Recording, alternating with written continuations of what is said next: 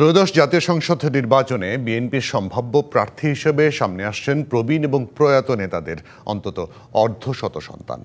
নিজ নিজ এলাকায় গণসংযোগও করছেন তারা। আওয়ামী লীগ সরকারের আমলে দীর্ঘ আন্দোলন সংগ্রামে জোরালো ভূমিকার পাশাপাশি দলের গুরুত্বপূর্ণ দায়িত্ব সামলাচ্ছেন তাদের অনেকেই। কেউ কেউ আবার একাদশ জাতীয় সংসদ নির্বাচনে ধানের শীষে টিকিটও পেয়েছিলেন।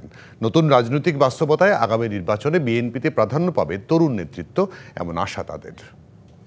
আমরা জাতীয় জীবনে এক নতুন অধ্যায়ের সূত্রপাত করতে যাচ্ছি।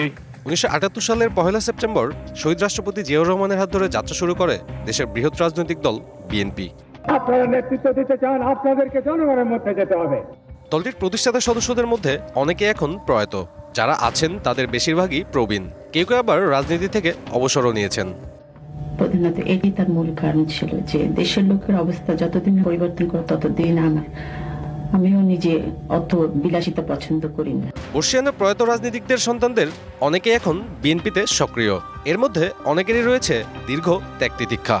আমার কাছে যেটা মনে হচ্ছে, যেহেতু জনগণের দাবি নিয়ে প্রতিনিয়ত রাজপথে ছিলাম এই দীর্ঘ 16 বছর, জনগণের দাবি নিয়ে থাকবার কারণে বিএনপি কিংবা আমাদের সকলেরই জনগণের মধ্যে একটা অবস্থা আল্লাহর রহমতে তৈরি হচ্ছে।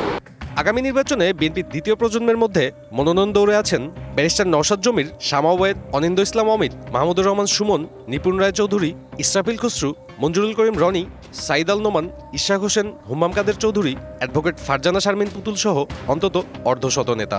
শুধু আমাদের ব্যাকগ্রাউন্ড না, আমাদের নিজস্ব আমরা দলের জন্য কি ঝুঁকি নিয়েছি, আমাদের যে দলের জন্য যে অবদান রাখার আমরা চেষ্টা করেছি, আমরা প্রত্যাশা করি যে দল আমাদেরকে মূল্যায়ন করবে। সম্ভাবনা দেখছি আমরা 31 দফায় মানুষের কাছে যাচ্ছি, কিন্তু এগুলোকে এক্সিকিউট করার জন্য যে স্ট্রাগলটা আমাদেরকে ফেস করতে হবে, সেটার জন্য আমি মানসিকভাবে, সাংগঠনিকভাবে, দলীয়ভাবে আমি প্রিপারেশন নিচ্ছি আর কি। তরুণ নেতারা বলছেন, জেল জুলুম উপেক্ষা করে 1.5 দশক দলের প্রতি নিবেদিত ছিলেন তারা। হাল ধরে রেখেছিলেন স্থানীয় রাজনীতির। গত আন্দোলন সংগ্রামে এই দীর্ঘ 17 বছর তৃণমূল বিএনপি কিন্তু আমাদের দলটাকে বাঁচিয়ে রেখেছিল। কাজে নেতৃত্ব যেন তৃণমূল থেকে আসে, এটা আমাদের ভারপ্রাপ্ত চেয়ারম্যান এবং আমাদের দেশনেত্রী বেগম খালেদা জিয়া, তারাও কিন্তু চান দলটা তাহলে ভিত্তিটা মজবুত হয়।